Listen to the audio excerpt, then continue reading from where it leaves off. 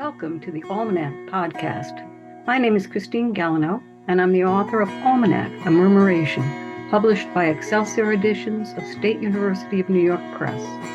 For those who might be wondering, a murmuration is that phenomenon where a congregation of individual birds bursts into the air in fluid, swirling patterns that form, dissolve, reform, reverse, dip, and rise, describing with the path of their flight the air currents and their own acrobatic abilities.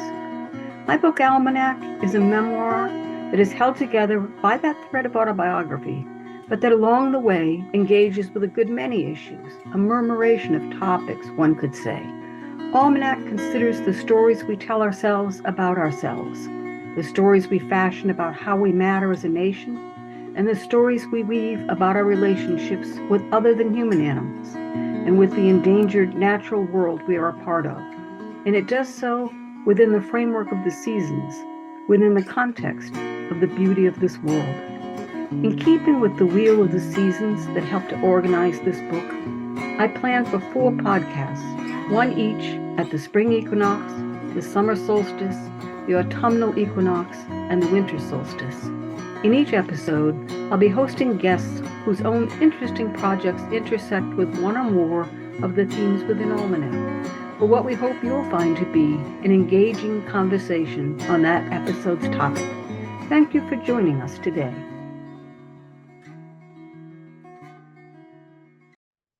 This is episode 2 of the Almanac Podcast, Summer Solstice 2025. I'm Christine Gelineau, and today I'm happy to be hosting Jaimee Wriston Colbert.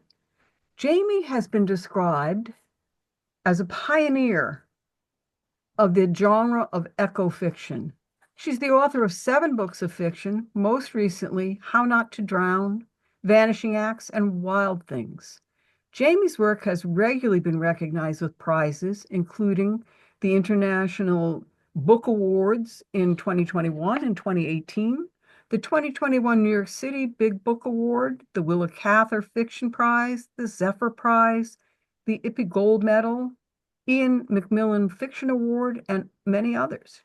She's a distinguished professor of English and creative writing at State University of New York Binghamton University, and is a recipient there of the SUNY Chancellor's Award for Excellence in Scholarship and Creative Activities.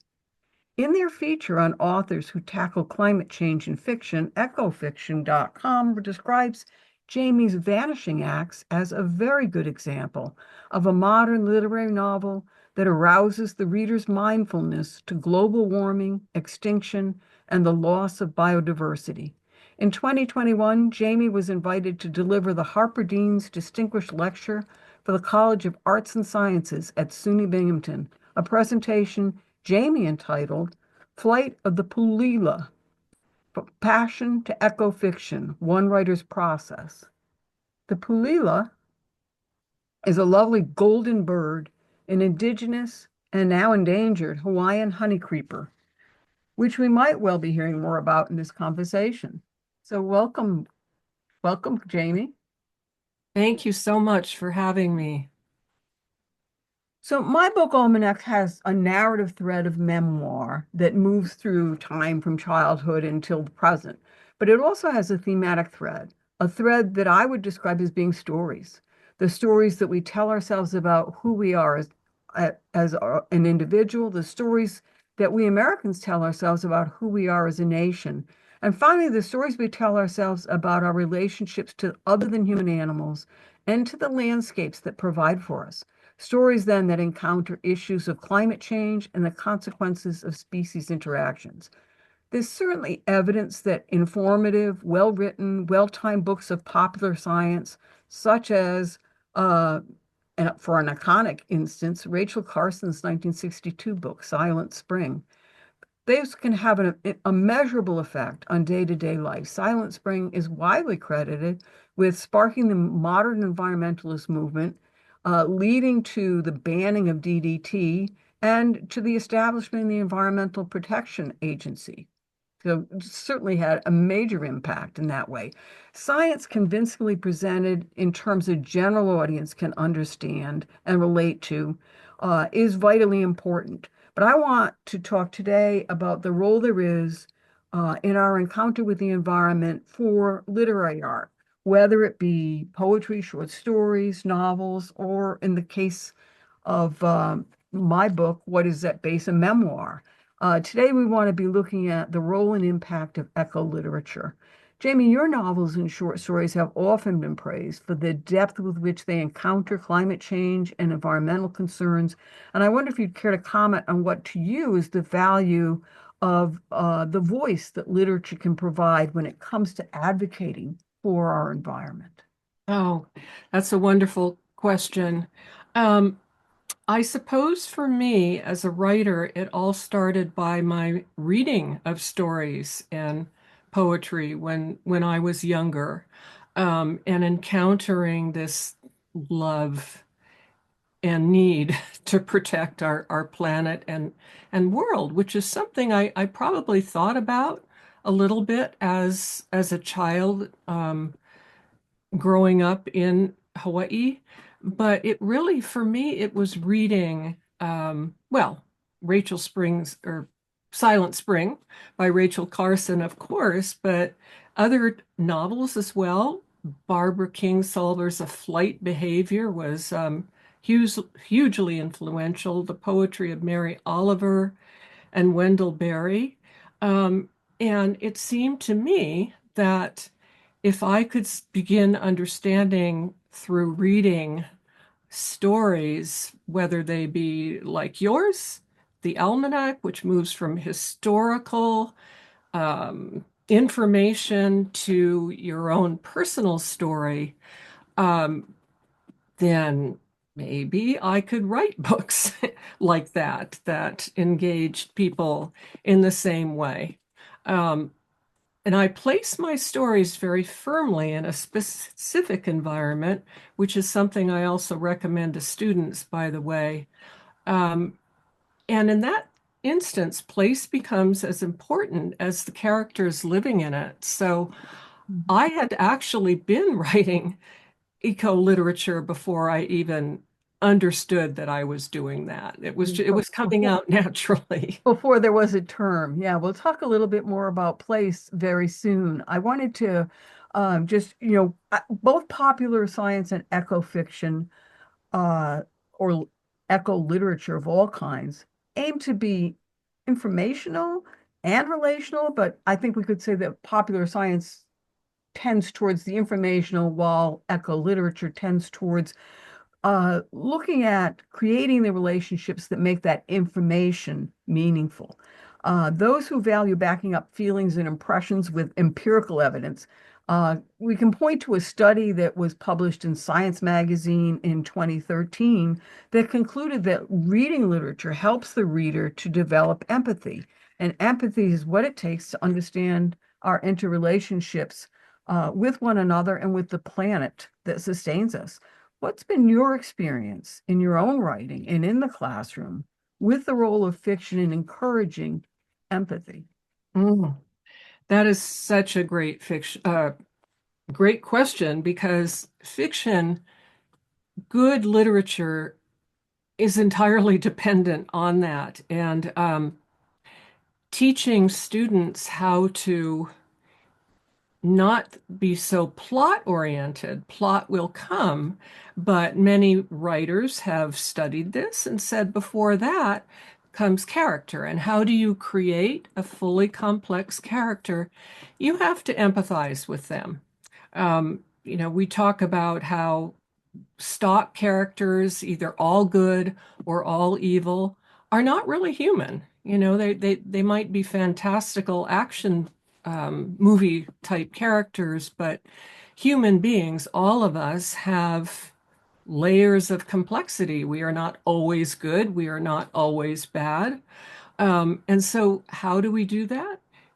Through empathy. John Gardner, who, of course, his famous, we need to engage writers through living in the vivid and continuous dream of story. Um, he was probably the first person or writer I read that mentioned empathy and the importance to fiction. Um, Robert Olen Butler, a somewhat more contemporary writer, has said the same thing. So I think that's the key to getting people to engage. Stories. We live by stories. Our lives are stories. Yeah, yeah.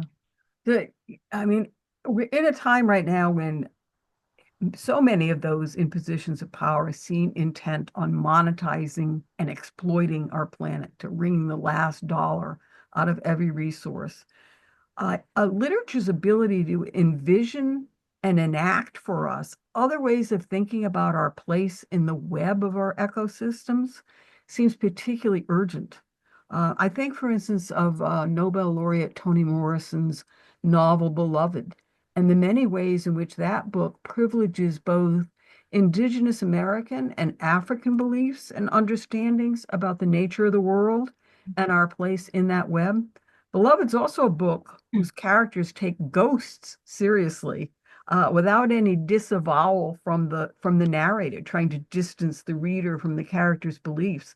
And I find similarities in your latest novel, How Not to Drown, which makes no apologies for including a ghost, an incarnation known in Gaelic cultures as a selkie.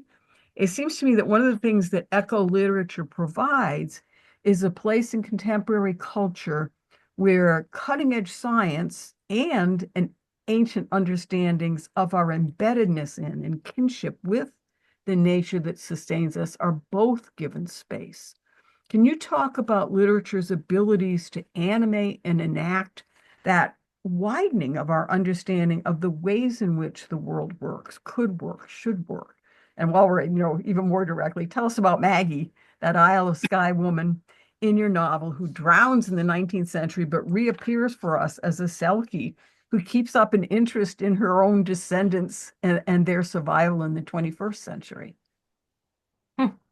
Oh, well, first of all, thank you for putting my novel, How Not to Drown, in the same sentence as Beloved by Toni Morrison.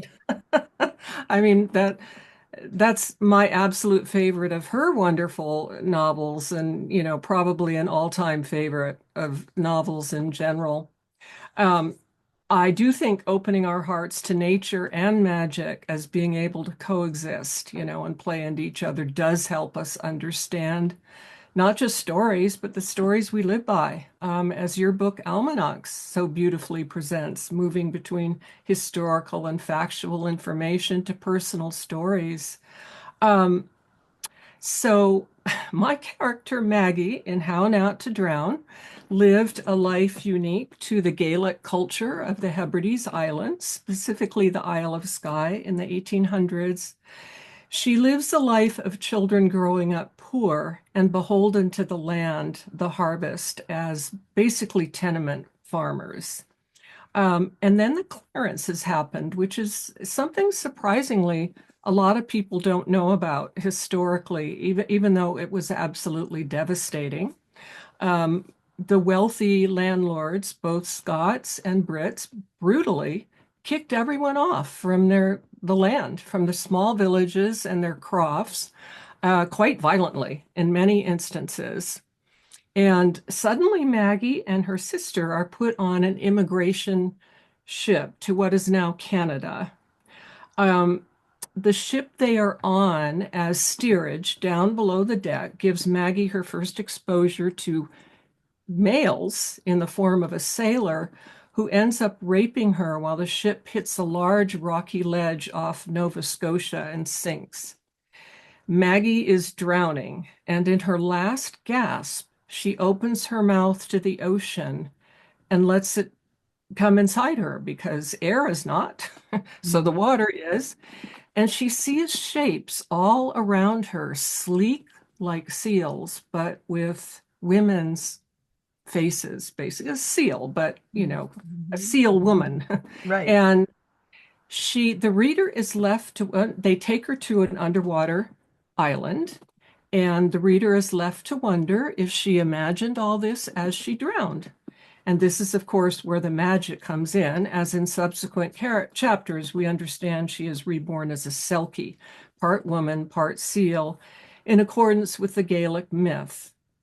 I loved doing the research for that because my own family story on my great grandmother's side originated in the Isle of Skye, and they were part of the clearances, the people that were cleared, and I exist because of it, Right, actually. right. Oh, So perfect. that's my own family story that kind of Right. informed Yeah, things. my grandmother was from the west of Ireland, the area Oh, that Cromwell said you could go to Conant or hell, where it, you know, the descriptions on the Isle of Skye and the clearances is so much what my ancestors went through in in County Galway in yeah. Ireland. Yeah. So, but um I love the ability of literature to be able to bring in the fullness of various ways of understanding our place in the world. Mhm. And you so beautifully blend the two there, um, because there are other characters within the book that, kind of give us the 21st century scientific view of that. And it all exists together as it does in our lives. Right. So, yeah, yeah. I promised we would say a bit more about place. In some ways, my book, Almanac, is not just a personal memoir, but a memoir of certain places I've known well. I'd like to try to show a couple, see if we can go back to,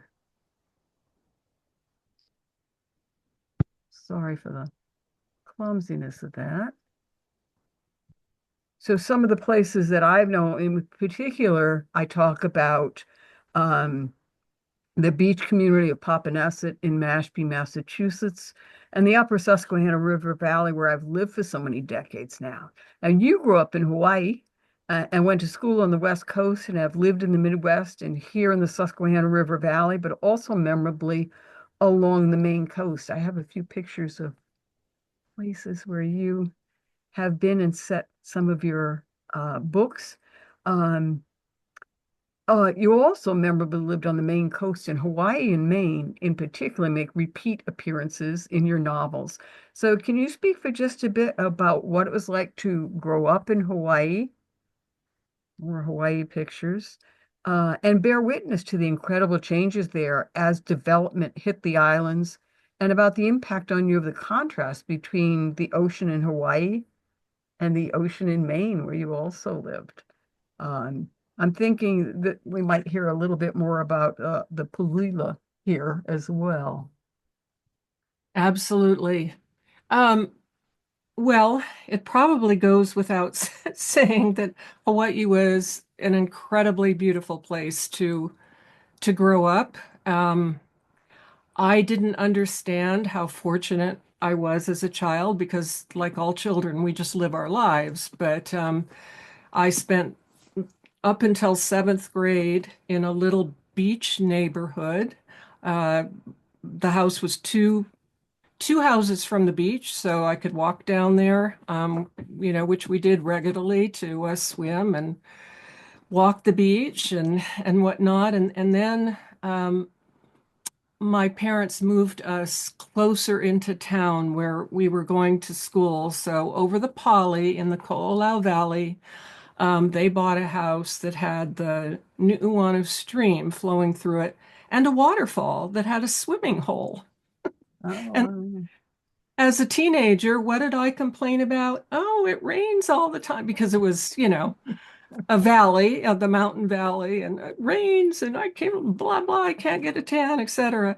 Well, I learned actually after moving to the mainland and missing my family and missing Hawaii, just really how lucky I was. But as you mentioned, there have been a lot of changes, developmental wise, and my dad and my grandmother, when she was still alive, had even more stories of that. When my grandmother was living in Hawaii, the Royal Hawaiian Hotel was built in Waikiki, which was either the first or the second hotel, and there were nothing else. The Hawaii was or Waikiki was a swamp. basically. And they cleaned all that out and put up that whole strip. Wow. Yeah, over time. My dad saw a little more of it, and of course, I saw um, even more than that. And the really sad problem now is that after the tech boom in California, a lot of very wealthy people, including Mark Zuckerberg, by the way, Um, bought up huge amounts of land in the islands. And it's really the local people, the native population that have been forced out of homes and living on very small properties where they'll take one, tiny little ranch house and build up on it, build out on it, build tiny houses, just so the families have a place to live. Um, so then, okay, so Maine, eventually, when I moved to Maine, I had a very how would I describe the reaction? It was sort of a visceral feeling that that land was also where I was supposed to be. And I think it was probably from that Scottish roots because the weather is um, very similar in Maine. It's yeah. wet and dreary a lot of the times, and then when the sun comes out, it's gorgeous. Um, and so like we were saying in terms of story, um, I think the places that grab our hearts in certain ways are where we tell our stories from. You almanac with the various places you lived and growing up on the Narragansett Bay. And I have done the same very much, with Hawaii, of course, but also a Maine, where How Not to Drown is also set and where we Maggie as Seal makes an appearance in the water there. So it's yeah, it's I think place is absolutely integral to, our stories. They have to be placed. I wish I could remember though, but one of the things I always remember about you, Jaimee, is you telling me one time, like we have sort of a geographic sense within ourselves of, like, where's north, where's east, where's west, and you grew up with a feeling of what's towards the island and what's towards the ocean. And as someone who grew up in Rhode Island, that struck me as, oh yes, I need those words. What are those words? Okay, so the words are Makai, which is, toward the ocean, toward the water, Mauka, which is toward the mountains. And then on Oahu, the two other ends of the island, Eva is one and Diamond Head is the other.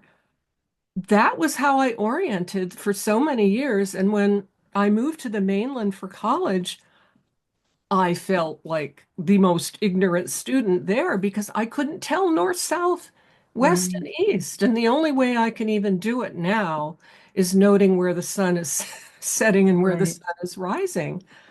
Yeah, that is the best way to do it anyway. But I love that embodied sense of your placement and your relationship to to place and to land and to the environment. Yeah. And I didn't ever see the Pacific until I was many, many decades into my life.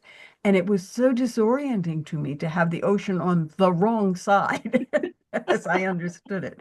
That's how I Um, felt when I moved east. oh, you must have, absolutely. So this has been a delight. Is there anything that I haven't raised that you would like to add to our discussion? Um, well, you had mentioned maybe talking a little bit about the Palila. Hmm. And I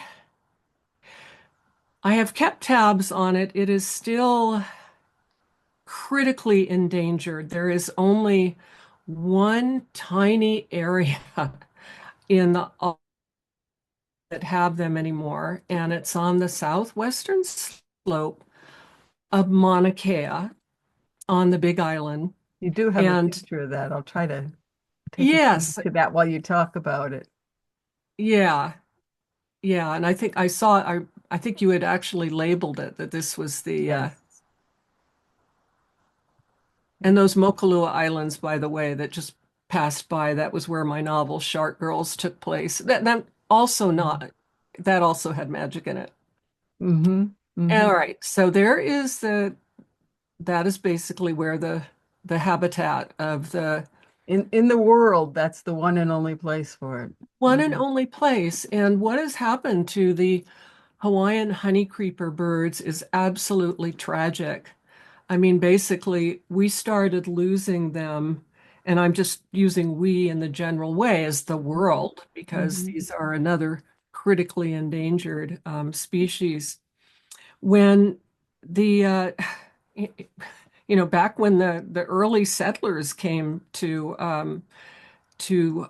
Hawaii bringing pigs, and pigs, of course, they go feral and they're destructive to native plants and trees and things that the honey creepers needed. And then when the Westerners came, even more so, more animals were brought. Mosquitoes were brought, not on purpose. Nobody, carries mosquitoes to places, but they came. They have been hugely, hugely destructive to the honey creepers and the palila.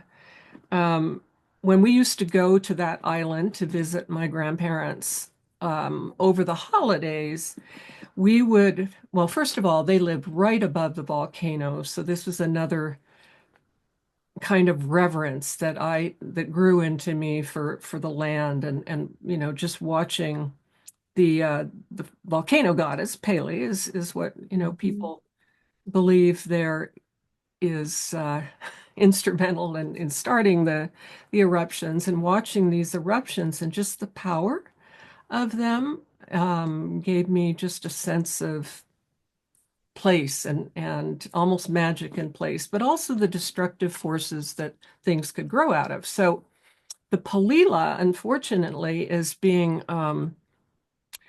decimated by a different destructive force in part, and this has to do with climate change. There's a lot of drought now up in that Mhm. area, and the trees, there's only one tree in the whole world. It's called the Mamani tree that will support this little bird. And these burn in wildfires. And the last time you could take a little kind of walk up in the area. It's kind of a hike. I mean, it's over lava and whatnot. And I was looking for them, and I was just not seeing any. There were so many of the trees that were burned. Um, and then I thought I saw a flash of gold, and I think that might have created probably many things for me as a writer, just seeing that, because I'm not sure I did. But in my head, I Mhm. told the story to myself that that was the Palila. Well, Um, to be in Hawaii and to be standing on the slope of a volcano and to see those eruptions and the immensity of the sea around those islands, just there's almost like um, a microcosm of impressing upon you the smallness of us within the larger forces of the environment that is impressed upon you and that comes out in your books, not as any sort of sermon or anything, but just an embodied uh, understanding of what our place is in the world that gets expressed through story then in your books, which is so lovely and so vital, I believe. yeah, I agree. Yeah. So, well, thank you so much for this discussion. And I've really so much enjoyed it. And it's wonderful seeing you. Thank you, Christine. This has been a real pleasure.